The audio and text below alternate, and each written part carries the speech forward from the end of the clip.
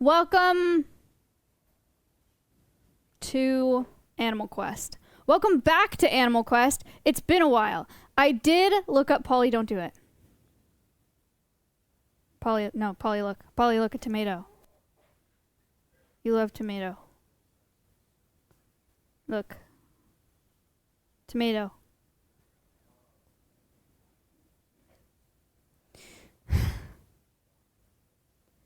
Polly, no. Okay, Polly might leave, but it's out of our control. Okay, welcome back to Animal Quest. It's been a while. And by a while, I mean what? It's been 2 months? When did I? No, it's been a month. What am I talking about? I literally did the dairy one last month, right?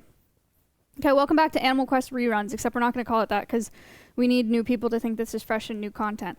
But actually, what this is, because I'm on the Alveus channel right now, is Animal Quest in backwards order. Okay, I've done 21 episodes. Space is swapping.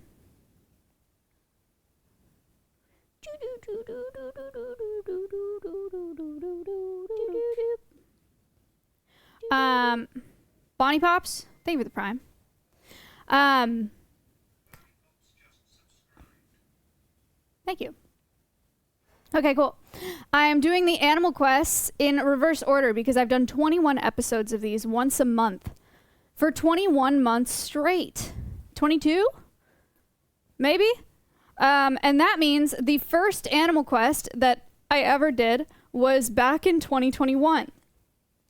And it was on the chickens, and it's been a very long time. I figure, 1, it's on a different channel because I did that one on my channel, and 2, there's a pretty significant amount of new people that probably did not see that specific Animal Quest back in 2021.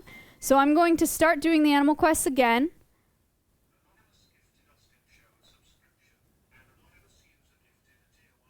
Okay, random.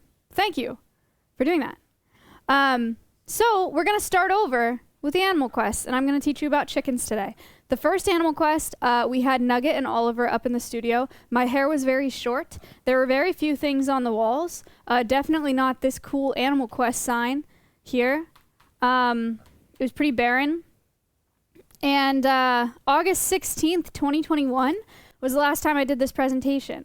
Note, August 16th, 2021 was the last time I did this presentation. So bear with me if it's not perfect. Normally Animal Quest, I do them like the week before and then I'm like reviewing them. I have not done this presentation since 2021. So we're going to see how it goes. This is my first time doing a rerun of an Animal Quest. So yeah, we'll see. But everything looks very different. Okay, it'll be nice and nostalgic for everyone. Time flies. How many of you were there for that Animal Quest? The Chicken Animal Quest in August of 2021.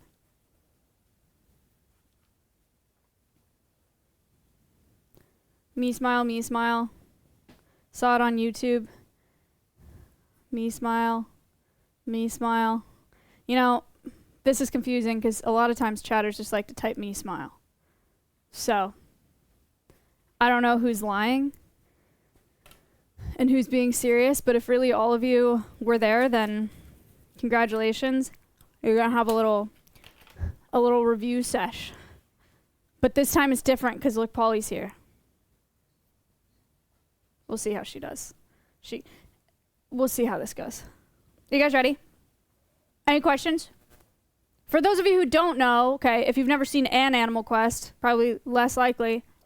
Pammy? Thank you so much. If you guys have not seen an Animal Quest, it's a series that I've done on Twitch, spotlighting each species of animal that we have at Alveus. So I've done them on every single animal. All of those episodes are archived on the Alveus website. If you want to see any on a particular animal, if you have a favorite ambassador, you want to see Tico's Animal Quest, you want to see Winnie's Animal Quest, you want to see the Marmoset, the Fox Animal Quest, you can go find those on the Alveus website. Cool? All right. That's what Animal Quest is. I've done 21 episodes. We're going to start back up doing them again. Okay? Animal Quest Chicken Edition. Oh. Animal Quest Chicken Edition. Number 1, who is Nugget? Nugget's not here right now. Polly's here. But we have 3 other chickens outside. And when I made this presentation, it was on Nugget and Oliver. Those were only 2 chickens that we had. Max made a video for Nugget. It still, to this day, is one of my favorite Animal Quest videos that Max has made. Here it is. This is Nugget's story.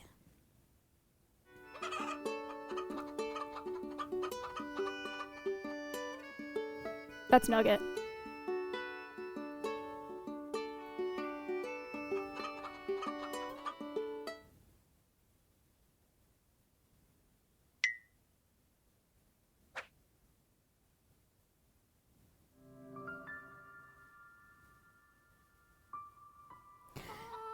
Nugget was bullied by the other chickens in the coop.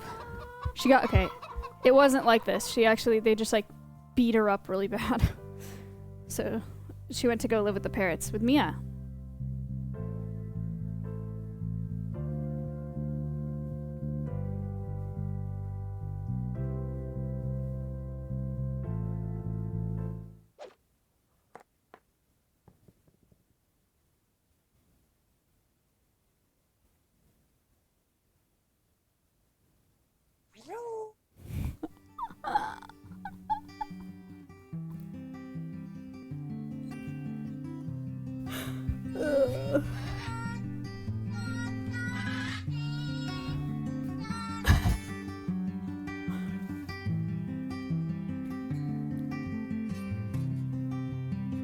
That's me and Ella driving with all of the birds from California to Texas.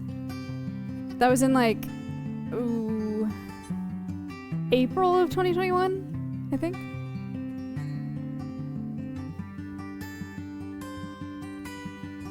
Still as good as the first time. Oh, it's such a good video. Such a good, 60 people on YouTube. YouTube. Hey, what's up over there, guys? I don't see you chatting. If you want me to see your chats, you're gonna have to come to Twitch. But hello, thanks for watching over there. Hi. Cool. So that's Nugget's story. All right, Nugget was in a chicken coop in California, was beat up by those chickens, so her owner moved her into the parrot aviary to keep her safe. Polly, don't do it. Polly, look, produce. Look, produce.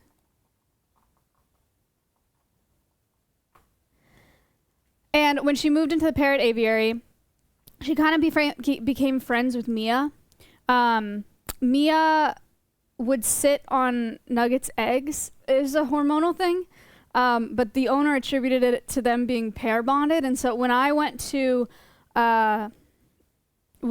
pick up the parrots from California, Eric, thank you for donating $50 on YouTube. Thank you so much. When I went to pick up the parrots from California, she asked me, this was Michelle, she asked me if I would take this chicken too, because it's friends with the African gray. And initially, I was like, no, like I don't have any chickens. We're doing this like wildlife sanctuary. Chickens don't really make sense. But Nugget was friends with the parrots and did not live with any other chickens, so we took her because that was going to be the best thing for her. Turns out the chickens are some of the coolest ambassadors that we have at Alveus because they give me a way to talk about the ag industry and about how you guys can use your consumer choice to impact the planet, right? I talk a lot about the Amazon rainforest, deforestation, how we're losing this animal in the wild, and it's kind of like, oh, that sucks. And then sometimes you leave thinking, well, I can recycle more, but that's about it, right?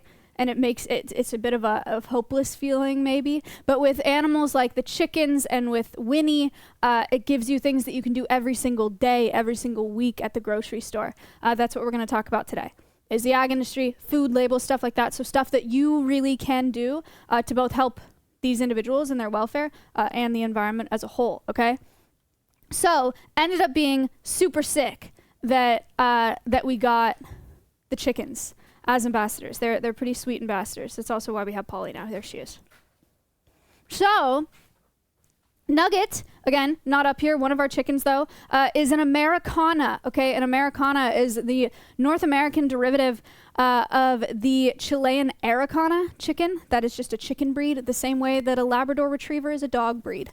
Thank you. David Bits. The Americana originated in 1960, and Polly is quite a diva. Yes, the Americana originated about 1960. It's just the American version of the Chilean Araucana chicken. They're very popular because they lay blue eggs. Like this. They're not like bright blue like this, like a robin, but they're light blue. They're really pretty. So Nugget lays blue eggs. Kind of cool. Kind of cool. That's an Araucana. Thank you for the 14 months, Steve. So, oh, that's a good sticker there. Who is Oliver? Oliver is our rooster here at Alveus, and Danny made the story of Oliver's video into here. So this was Danny's video from 2021. There he is. Oliver is with other chickens in a feed store. This was before we had thought about my cam. Oliver was raised by the Kekona guy.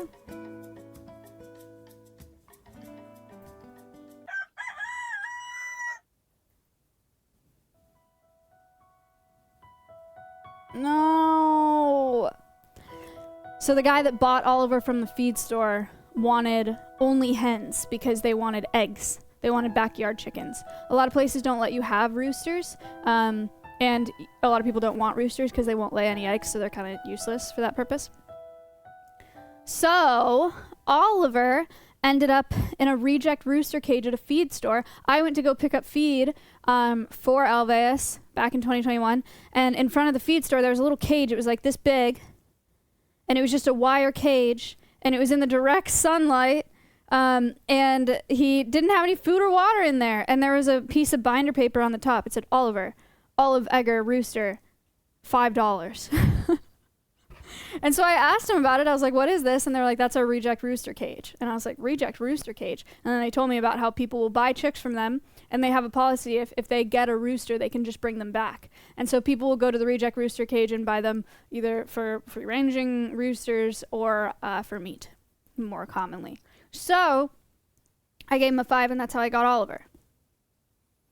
That's how we got Oliver, okay? Those are their 2 stories. Interesting thing about Oliver. Oliver is an olive egger rooster. Thing about olive egger roosters is, you know how I said an Americana is a breed like a Labrador Retriever is a breed?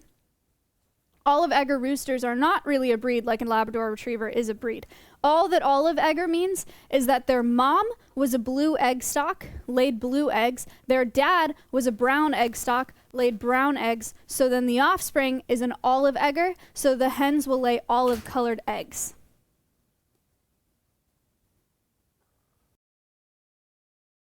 So be any, right, so like a Rhode Island Red, for example, that's the picture that I put there. It could be any brown egg stock, any blue egg stock comes together, then you have an olive egger. It's not a specific breed, it's just, you know. So genetics, brown egg stock, blue egg stock, make green eggs. Kind of interesting. Those are what olive eggs look like. Kind of cool. Kind of cool. Natural history, again. Don't mind my camera placement. My camera's also gotten bigger.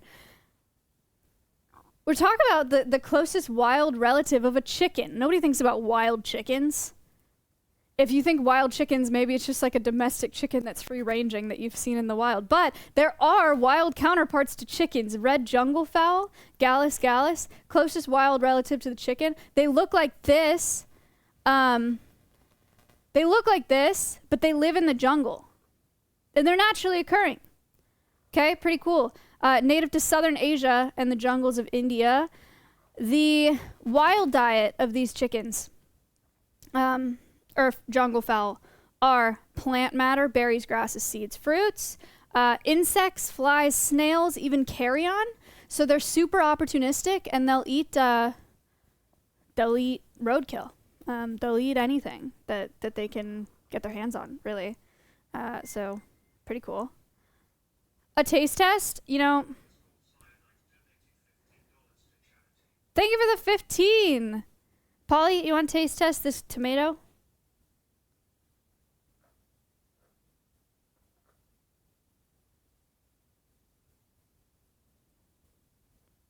The first time I did this presentation, I had both the chickens in here, and they taste tested from like a platter.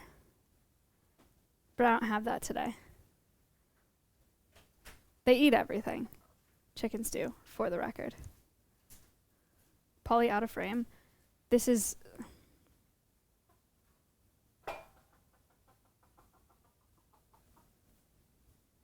It's the best I can do.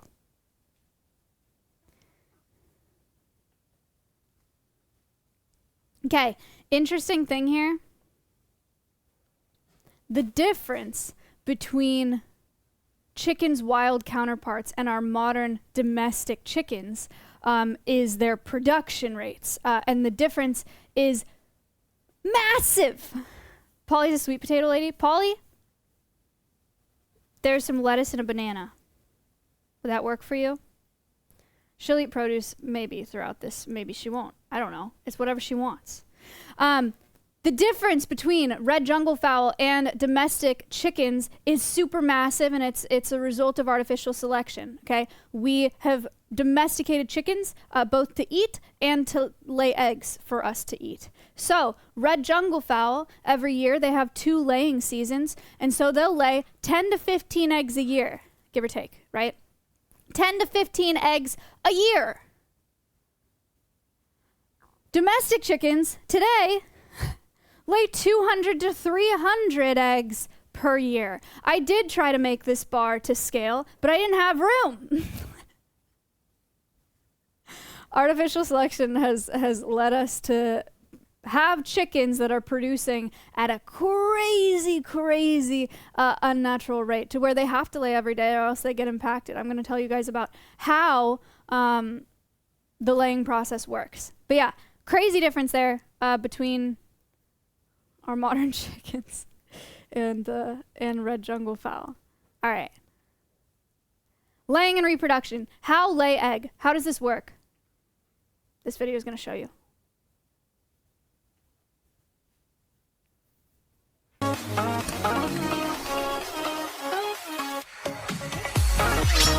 It's really loud, huh? From hen to table, how an egg is made. The journey of an egg starts when a yolk that contains the unfertilized ovum is released into the oviduct. If sperm is present, the egg will be fertilized. Remember, a hen doesn't need a rooster to lay eggs. There it goes. Free-ranging on leafy greens and feeding a feed with marigold meal will give yolks a beautiful dark orange color. Feeds fortified with omega-3 fatty acids will make the yolks even healthier. You don't really need to worry about this part. As the yolk travels down the oviduct, it is covered by the vitelline membrane. Also added are the fibrous proteins, chalazi, and layers of albumin or egg white. Spiral? As the egg continues, it spins, which twists the chalazi that forms strands on either end of the yolk, anchoring it in the egg white and in the center of the egg. Membranes cover the egg and protect it from bacteria. Suspended the egg yolk is then deposited around the egg. It is made mostly of calcium carbonate. Calcium needs to be provided in adequate amounts in the hen's diet through commercial feed and supplemental calcium sources like oyster shell. Pigment is also added to the shell. Depending on the breed, the shell may be colored in shades of white, blue, green, or brown. Once complete, the egg passes through the vent of the chicken and into the nest. This incredibly intricate process takes roughly 1 day. 1 day. So yeah, super interesting process with how that works. You ever crack an egg open and you see that like cloudy, darker white? You may even see spirals in it next time you crack open an egg. That is the part when the egg is developing. It suspends the yolk inside the egg and it spins like a bullet through the chicken. Crazy. Crazy stuff.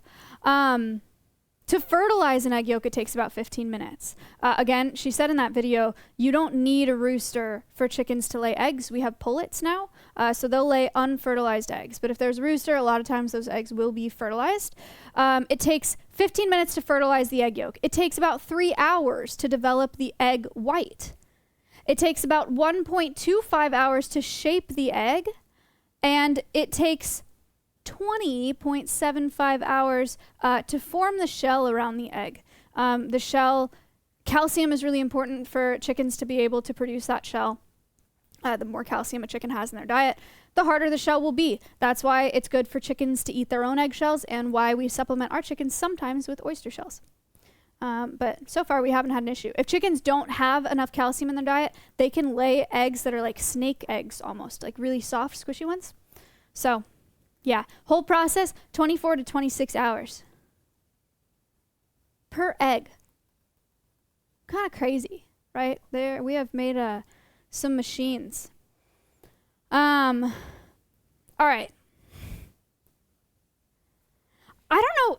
I feel like this presentation is not the order that I would do it in today, but here we are doing it in the order I did it in 2021. It was the first Animal Quest I ever did. So we're going to talk about food labels, okay? Now about eggs quite a bit. And we're going to talk about what some of these things mean. Free range, cage free, pasture raised. Okay?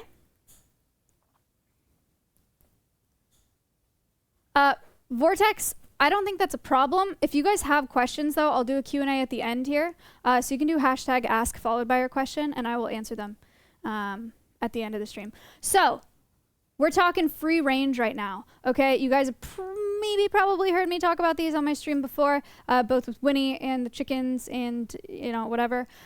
So what free range does mean, you guys have definitely seen a free range label. What it does mean is that they have unlimited access to food and water. Good. Great. What it also means is that they have potential access to the outdoors. I'm not clapping. Because that means exactly what it sounds like. Free range operations can have a door or like a window for chickens to have potential access to the outdoors, but it doesn't mean that all of the chickens can fit through the door. It doesn't mean that they can all go through the door. It doesn't mean they can all be outside at all. It doesn't mean that they have gone outside at any point in their life. It just means they have potential access to the outdoors. So what free range does not mean is that the animal went outside at all in its lifetime. Number one. And it also means that the pasture, it does not mean that the pasture wasn't fenced in or covered in netting. I think the misleading part of the free range label is people think, oh, they're free range on a pasture and they're free. But that's not what it means. There's also no regulations for the substrate of free range, and not just chickens, also in cattle, beef cattle, and dairy cattle as well. So if it says free range, it could mean that they're outside, but it could mean they're outside on concrete, which I also just think is very misleading. I think that's not what people think when they think free range. So free range is a pretty bleh label, pretty lame. This is what it looks like. This is a free-range operation in Pennsylvania, and this is a free-range operation in Britain. Note, most of the research that I did for this presentation was done for within the U.S., but I did include two operations from one not from the U.S., just so you can see. These are free-range operations. So there are windows, potential access to outside, but this is not what people think when they think free-range, right? So that's what free-range is. This is a shake of disapproval from our chicken friend. Next label, cage-free. What does cage-free mean? What it does mean is that they're in an enclosed facility with unlimited access to food and water.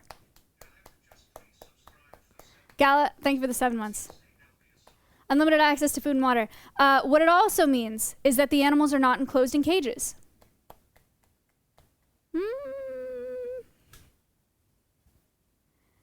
What it does not mean is that there's minimum space requirements per bird. And it also does not mean that animals have access to the outdoors at all. So, cage-free means they're not in cages inside.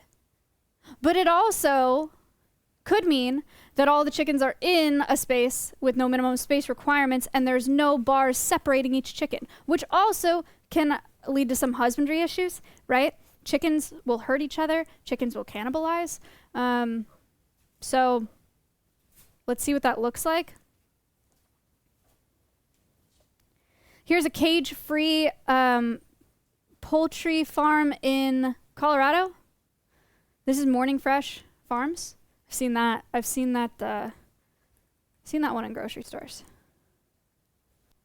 I've seen chickens hurt each other. I did read something about in cage-free operations, because they're all together in such a small space, no minimum space requirements. You can really just pack them in as long as they're not separated by cages. That they have to put red lights on all the chickens so that they don't see blood and like eat each other.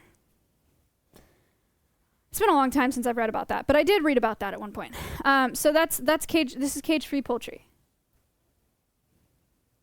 The overall, right? Free range don't mean what they sound like they mean. Okay? That's all I'm trying to tell you here. Pasture raised is a different situation. Pasture raised does not have an official USDA label yet. So producers may use pasture raised to distinguish themselves from cage-free, free-range operations, but pasture raised in itself is not regulated by the USDA at the moment. Generally, you can assume kind of that animals spend more time indoors than outdoors, but the kicker for pasture raised is to look for, they're already typing it in chat, is to look for this certified humane raised and handled label, okay? This is a third-party certifier. This is something you have to apply for as a producer of chickens, of eggs, or of poultry of eggs. And they come out randomly, annually, and there's a whole list of requirements that you have to meet. What a certified humane pasture-raised operation looks like in New York. This, I think, is what people think of when they think any of these labels. Free range, cage-free, pasture-raised. But the only one that really does look like this is certified humane pasture-raised. So that's why you see that emote in chat a lot. That's why I make that recommendation. It is crazy to think about. So I think it was Stealthy that just said that. It's crazy to think about because I've been talking about certified humane pasture-raised for so long. How many people have bought those eggs, or like how many more cartons of those eggs have been purchased since I started talking about this? Wild, myself included. I didn't know before I did all this research too. So yeah, there's your little food label. Food label. Don't worry about that. We had Oliver walk through a hoop. I think the first Animal Quest. All right, let's talk about ag and the environment. Let's talk about agriculture and the environment a little bit. We're gonna do some polls so you guys can get a feel for the size of the agricultural industry. Not a little hint, you guys. Every single person on the planet is a part of the agriculture industry, right? Everybody has to eat. So whether you're a producer or a consumer, everyone's involved. It's a massive, massive industry. So, polls. Everybody get your number 2 pencils ready, but don't actually, because all you have to do is type in chat if you want to participate in the poll. Number 1, crops. How much of Earth's land do you think is used to grow our world's crops? Do you think it's a total area equivalent to the size of the United States, Iceland, South America, or the size of Russia? How much of Earth's land is used to grow our world's crops? Crop agriculture is just a part of our agriculture industry. There's crop agriculture and there's animal agriculture. We're going to talk about animal agriculture next.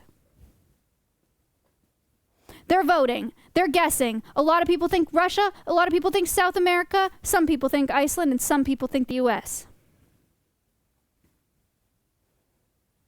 They're guessing. They're polling. They're thinking. They're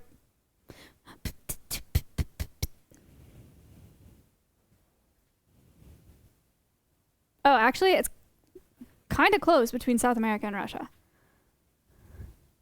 I'm going to show you guys on a map. Over 110 people on YouTube. YouTube! What do you think?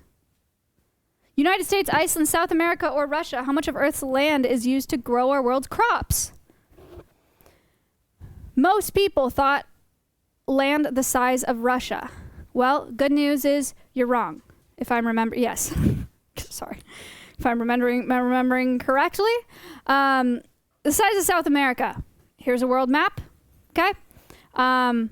To grow all of our world's crops, we use this much of land. We use this much of our world's land. It's pretty crazy. That's a lot. Okay? It's a lot. It's just a little better.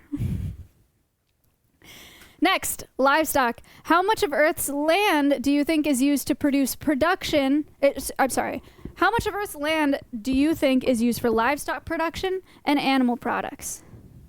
Animal agriculture. Land used for animal agriculture. Total area equivalent to the size of Japan, Africa, Australia, or Texas. Texas is pretty big, y'all. I think it's a fair vote, personally. I've been in Texas. I would not have said that in 2021. Can we just take a second to acknowledge how much things have changed? I'm a Texan now.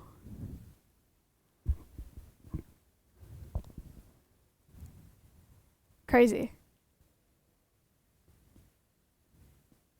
One, because tight space is interesting. YouTube, what do you think? All right, most people guessing Australia. Couple people, a lot of people guessing Africa. Some people guessing Texas. Don't let me mislead you. It's way bigger than Texas. Not to give it away. This is all animal agriculture. All right. Most people saying Australia. Second most people saying Africa. The correct answer is Africa. It looks, geez, what is wrong with me? The correct answer is Africa. It's just misaligned. Okay, look at this. Here's our world map. The amount of land that we use for just animal agriculture to meet the demand, the global demand for animal products. The size of Africa.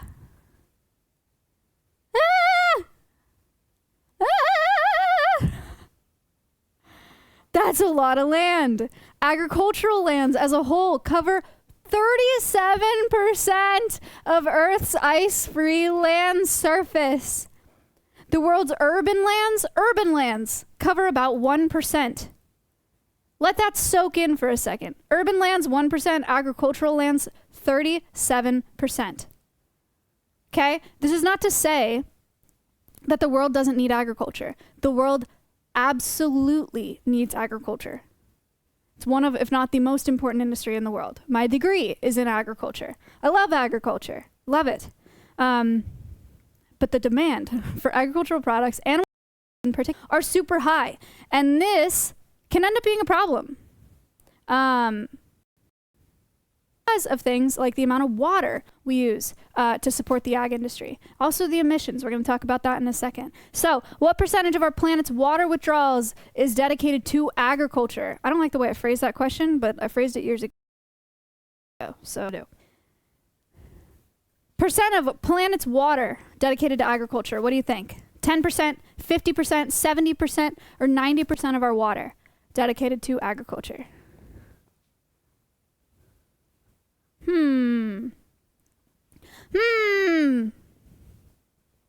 Freshwater. Sorry, this is a freshwater question. Yes.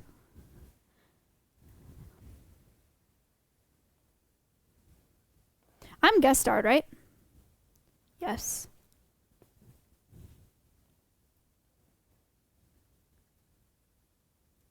Hello, everybody. If you came here from the guest star and you're still here, thank you so much. Hi.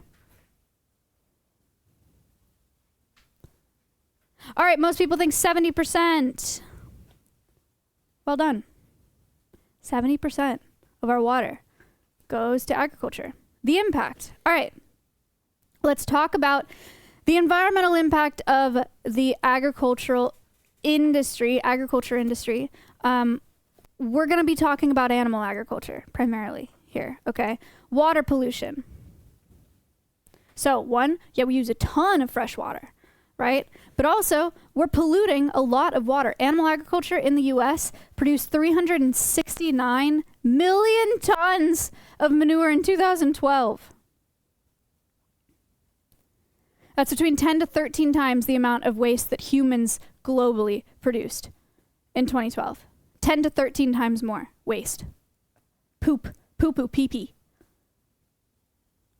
369 million tons in 1 year.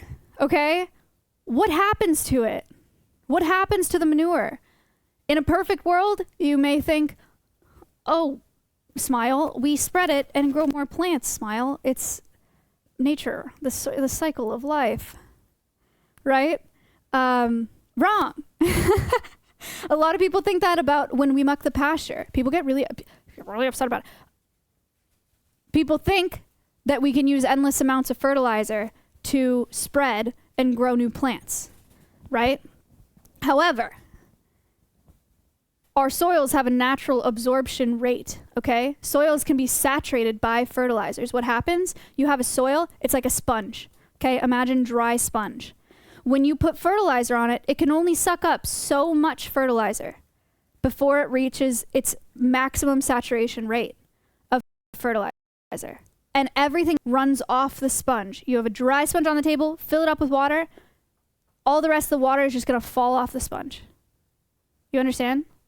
So we can spread some manure, but not the amount that is produced because we produce so many animals for the ag industry. Everything that falls off that sponge, once it's fully absorbed, is called runoff.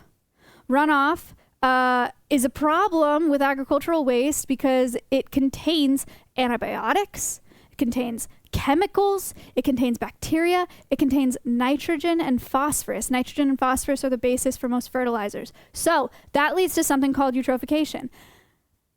Since 2021, when I made this presentation, there have been better eutrophication videos that have been produced, but this is the only one that was available in 2021.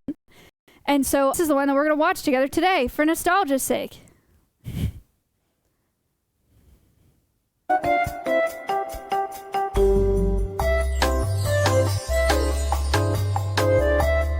What am I saying? This is a great video.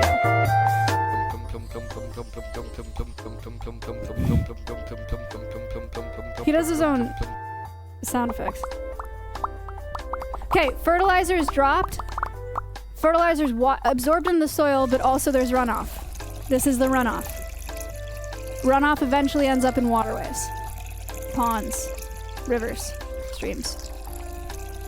This is all fertilizer going into the lake. Fertilizer is something that algae and aquatic plants love. So they bloom, algal bloom. Now no sunlight can get into the water, so all the aquatic plants die. If the aquatic plants die, they're not photosynthesizing, so there's no water or oxygen in the water. So then all the life in the water dies.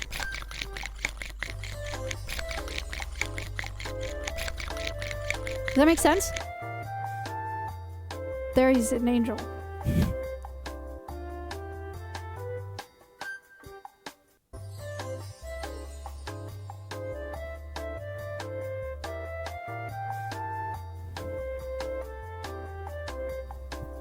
I'm letting the credits roll because it was so good.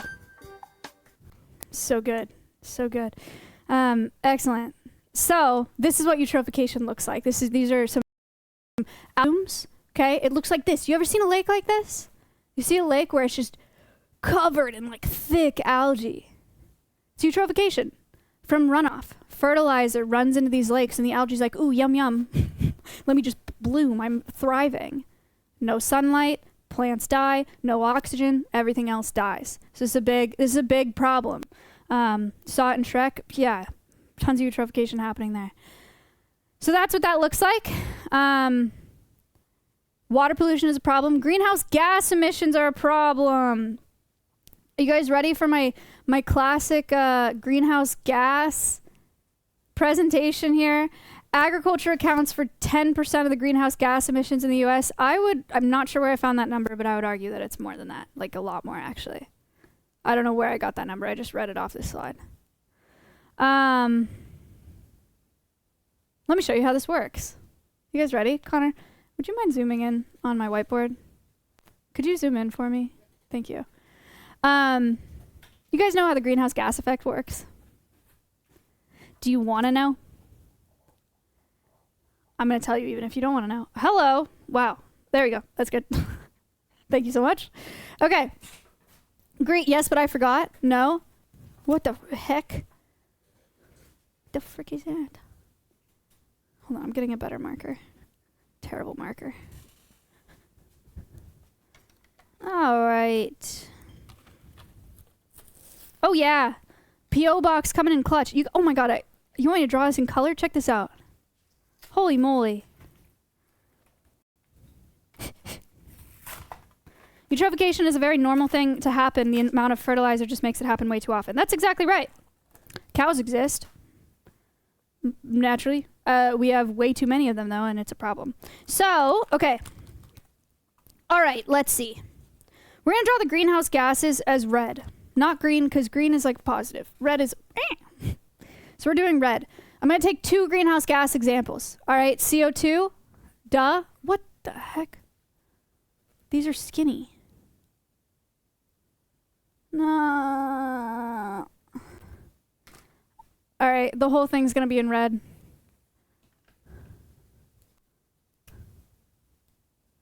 CO2? She's so scared. See, it's scary stuff we're talking about here. CO2, CH4. Greenhouse gas colors, or greenhouse gases. Examples, cringe O2. Yeah, CO2, also known as cringe O2. Get it from, example, transportation, cars. We get CH4. What's CH4? Who knows? I'll give you a hint.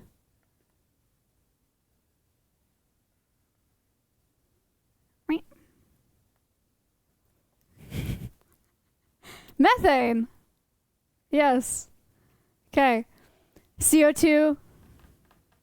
Lots of things emit CO2, but we use a car. And methane is commonly associated with cows. Chickens also produce methane, far less of it, right?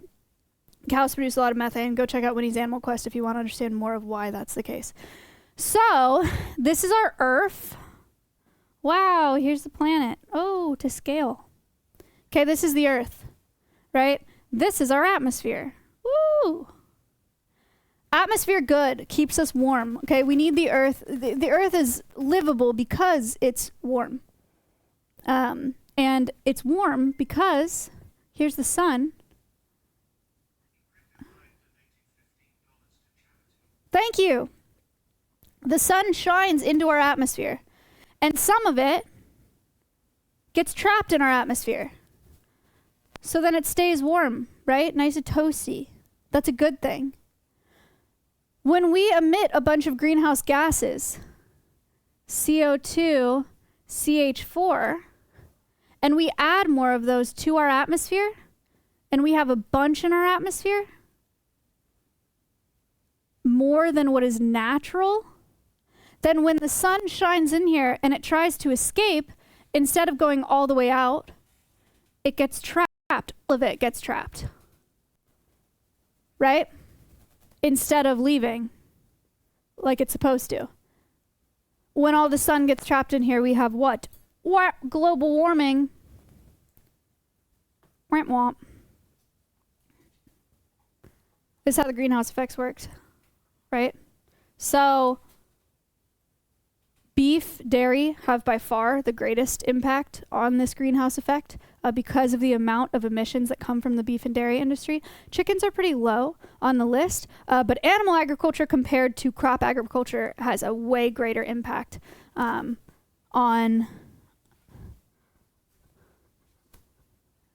our atmosphere. Okay. So, that's how that works. Thank you for the 3 months.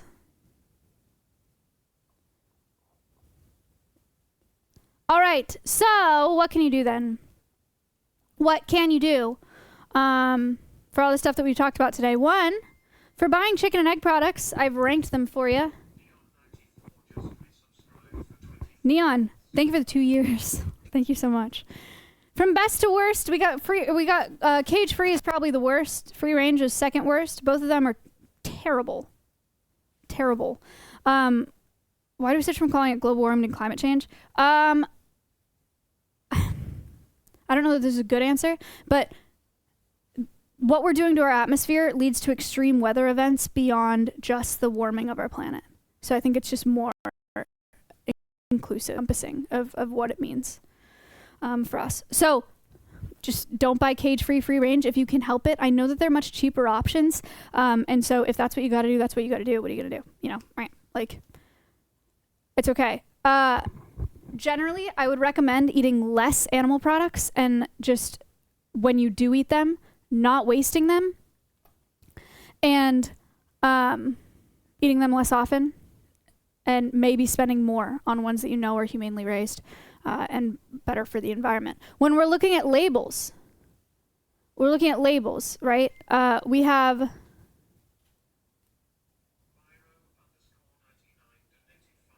Thank you for the 5. Thank you so much.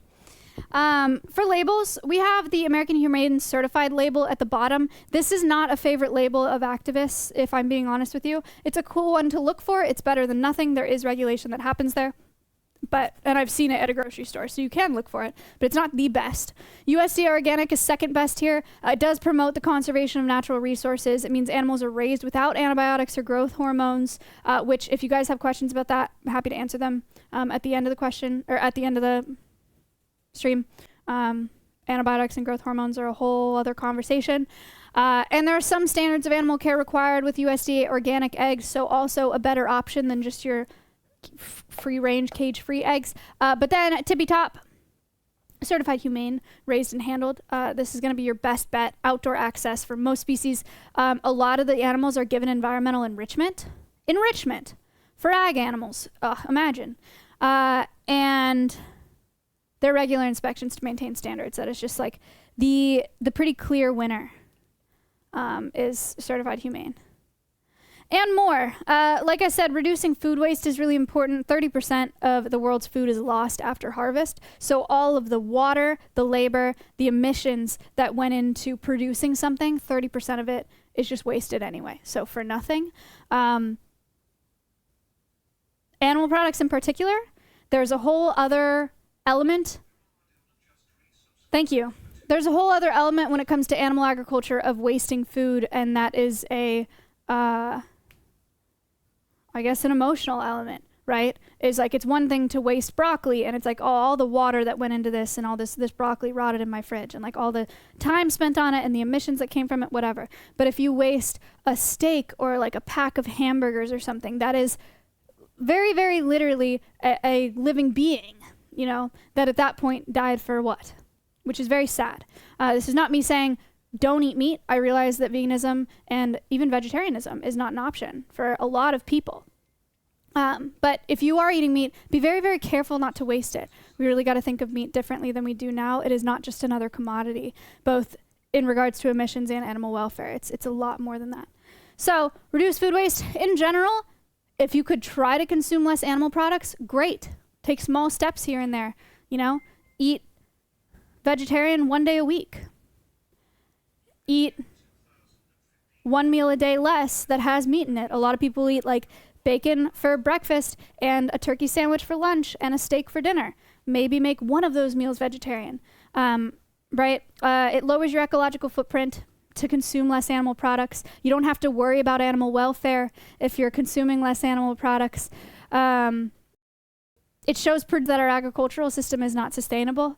And you can also choose sustainable or ethically farmed alternatives if you are going to eat animal products. So, yeah. Do eggs count? They count as an animal product, yeah. All right. Question time. Question time. Q&A time. I already did. Did I ignore you when you asked me to? No. You have paper towels? Polly's pooped 5 times on this table in this, hour-long presentation? It's pretty incredible. If you guys have questions, you can do #ask, and then followed by your question, and I will get to answering some of them. Thanks.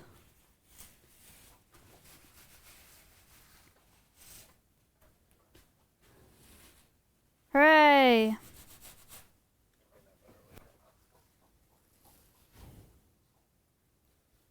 Everybody say hi to Connor. Be back.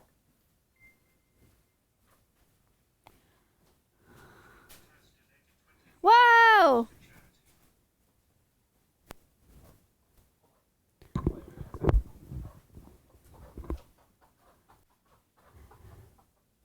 Thank you.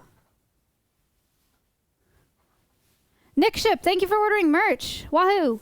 Got a calendar. I hope you like it. I'm excited to use my calendar. It's coming up. Okay. Hello. Oh, cool. Guys, look. You want to see blue eggs, brown eggs? Oh, this is a poly egg? It's big. This is a poly egg.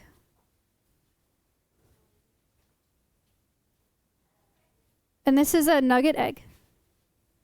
Blue egg, brown egg stock. Cool, huh? Say thank you to Kayla. She brought us eggs. That's so nice. Polly, that's nice. She's like, look, egg. I'm saying that to Polly, not you. Bella? Thank you for the 6 months. Yay! Thank you so much. Polly lays, this is a poly egg, so she lays brown eggs. Light brown eggs. All right. I'm going to go through, start answering some questions. Are you guys ready? Sorry, Polly. Sorry, Polly. All right. Let's see.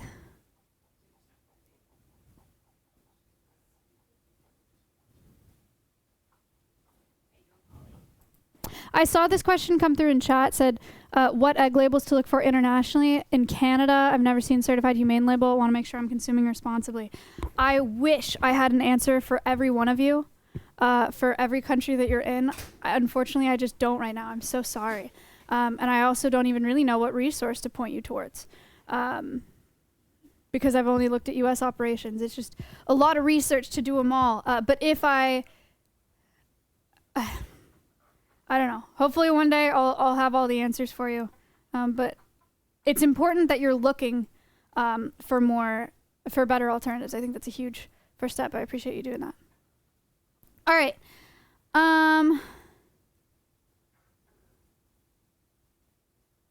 This is cool. Jadalyn, Jadalyn, this is nice. I did one of my assessments on feeding chickens their own eggs, mentioned a few things you spoke about last Animal Quest. Really appreciate what you do. Thank you so much. Not a question, but very nice. This is an interesting question and one that's hard to answer. Is it better to buy local eggs from the farmer's market or certified humane eggs? Probably local from a farmer's market. If you really want to think about it, if you're assuming that the operation is pasture raised, like what you would expect a certified humane operation, great. I think the reason that I say local is because it cuts your carbon emissions a ton. Because local grown produce, local grown foods, local grown eggs, you don't have to deal with those transportation emissions, and that's better. Also, supporting small producers is better because having more small producers and people consuming less is better than a giant large scale system where people are over consuming. Yeah?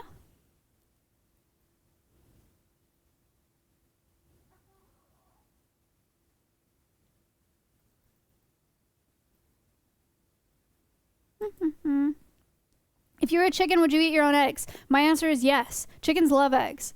Chickens love eggs. It's an excellent nutrient source for them, and it's an excellent calcium source for them. They're super opportunistic eaters, and so they will eat their own eggs. And I would, if I was a chicken. Are there certified humane labels for milk products? There are, and there is the most recent Animal Quest episode is on the Alveus website. It's on the dairy industry. Go check that out. I ranked every single dairy label in the U.S. So go look at that if you're wondering what to look for in your next dairy purchase.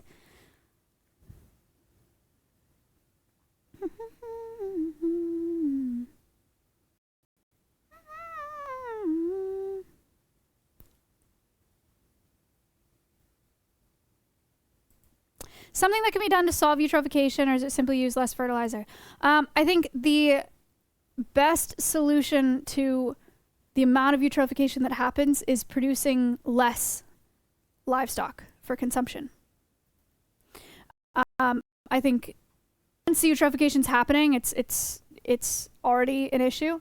We just need less waste to run off into our waterways in the first place. So eat less animal products so that the demand goes down and less animal products are produced.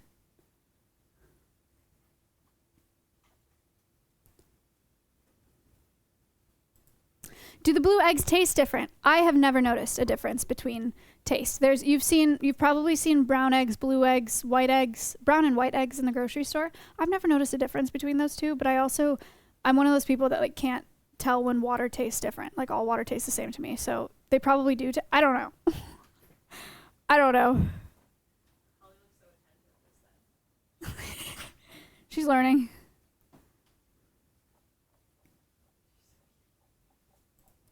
What kind of chicken is Polly? Does she have a special niche? Let me see if she'll go. Can you go to this side maybe? Oh. Hold on, she's getting there. There she is. Polly's a silkie. Specifically, she's a bantam silkie, which basically means like mini. Small silkie. S-I-L-K-I-E. Fluff. Those are all feathers. It's not fur. They're just fluffy feathers.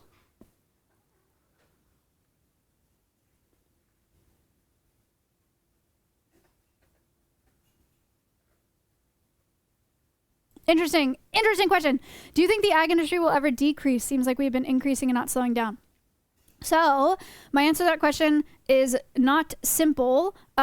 No, it will not decrease as long as we have the population that we do, because like I said, everyone is a part of the ag industry. Everybody needs to eat. What that doesn't scale-wise, no, but things can change in the ag industry sustainable. Do I think that the demand for animal agriculture will go down in the next 10 years? Yes, I do. I use this example a lot. Thank you.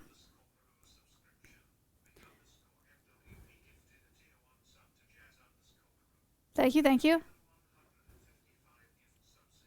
I wish Brian didn't read all that every time.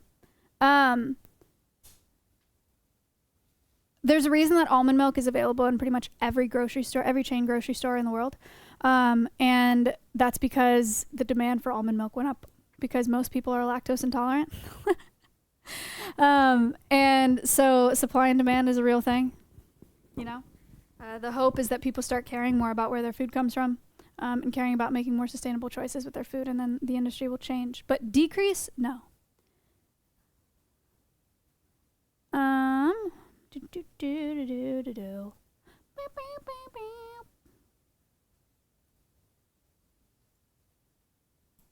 Do you know if chicken and turkeys have a similar environmental impact? Individual to individual, yes, I think so.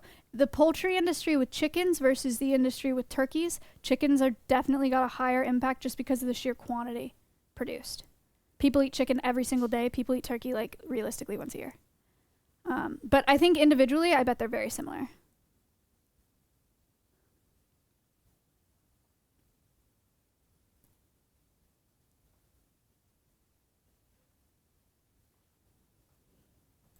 What's better for the environment, drinking almond milk or normal milk?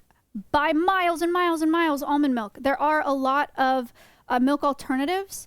Some are better than others. Last Animal Quest, the dairy industry, I talked about oat milk being my favorite milk alternative. Almond milk has pretty high water emissions, but if you're talking greenhouse gas emissions, almond milk is much, much better than traditional cow milk. Any milk alternative is way better for the environment than dairy milk.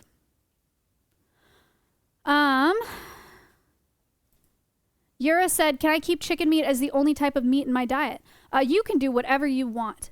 If you're going to keep a meat in your diet, Polly, close your ears. Chicken is the least damaging to the environment.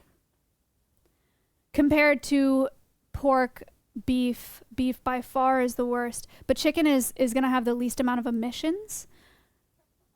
However, when it comes to animal welfare, same across the board. You're going to have animal welfare problems across the board. So from an environmental perspective, chicken's the best. From an animal welfare perspective, eating less meat is the best. But yeah, I mean, if everybody cut beef out of their diet, woo-wee. You know what I mean?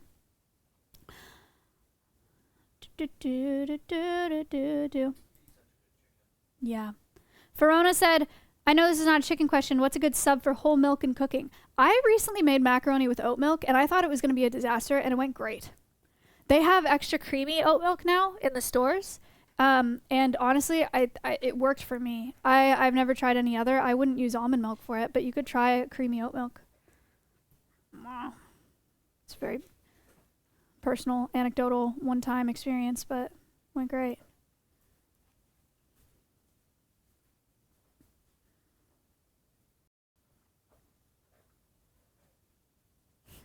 This is an impossible question to answer. Brad said, in a perfect world, how much meat production is sustainable and non-harmful? The only answer I can give you for that right now is our current rate is entirely unsustainable. So with the amount of meat and animal products that people are consuming, we are running our planet into the ground. So it's going to have to reduce. But I can't answer by exactly how much.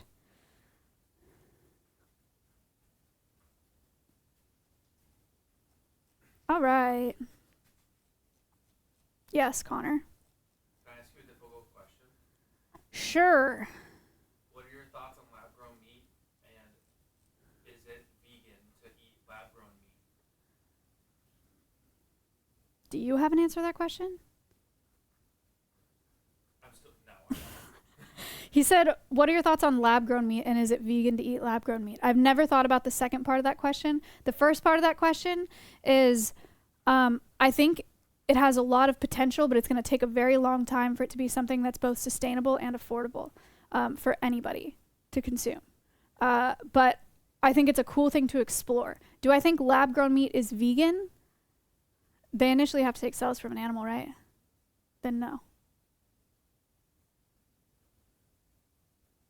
But, like, if it's 10 years down the line and they're only going to take cells from animals one time, and it's not invasively, like, or they just get it from a package of meat, after 10 years, like, you're not harming an animal doing it, it's still considered an animal product. Is it one of those things that vegans can then be like, yeah, okay, this can be vegan lab-grown meat? I don't think, no, I think vegans are pretty like, I think they'd just be like, no, that came from an animal, so I don't eat it.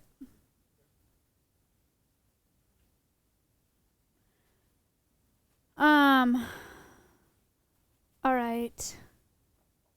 Botched. Connor, question for you. Can chickens actually digest rocks? No. No, but they do eat them. They'll cast them up. Chickens will eat rocks to put in their gizzard to help grind up food, but then they'll cast them up, throw them up, but they don't digest them.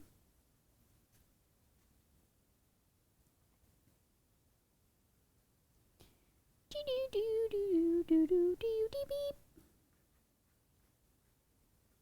think the answer to Mick is yeah. Is that what Stompy does? Yeah. But Stompy really does, like, eat things that he shouldn't. I feel like chickens do less of that. Probably. Connor, that is not... Connor is standing next to chat, pointing at them, giving one-word answers, not reading the question, and not giving any context. Rye said, one of my chickens ate an earring like 5 years ago. Is that still chilling in her gizzard? And Connor said, probably. Probably, maybe. I don't know. Probably didn't pass it.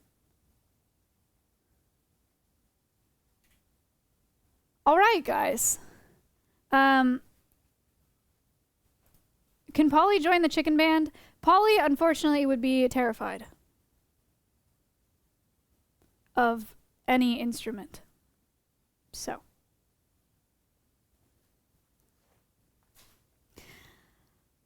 A gizzard is part of a chicken's digestive system very early on that helps them grind up foods.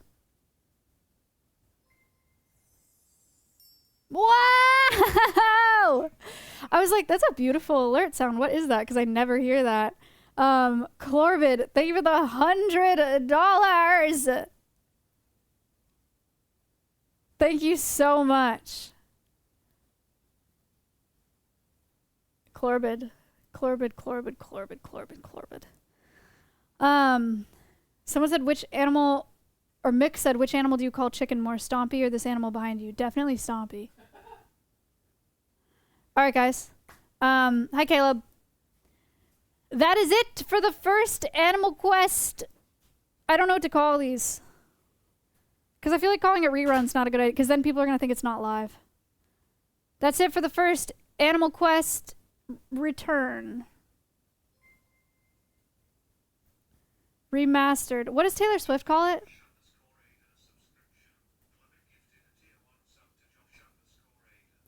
Remastered.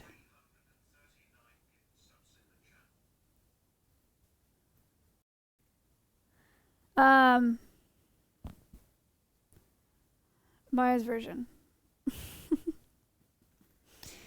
Okay. That is it for the first Animal Quest Remastered. I hope you guys like it. Did you remember all that, or did it feel like new information to you? What'd you think? What'd you think?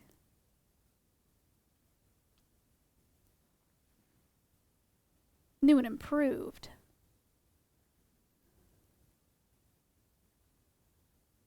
I missed it the first time. Oh, good. Cool. Remembered half of it. New for me. I do say a lot of the same information like regularly when I'm with the chickens on site, so. Didn't see the first one, new info. Good. Dude, man. Thank you for the 15 months. Okay, well, thank you guys for watching. I really appreciate it. I hope you learned something. We will continue to do Animal Quest Remastered once a month on the Alveus channel, probably at the end of each month. So I think the next one's Stompy, right? I think. I don't remember. I feel like the next one's Stompy. But we'll see. Is this one going to be on the website? I wonder if we should replace them. Should we replace them? What if, I don't know if this one was better.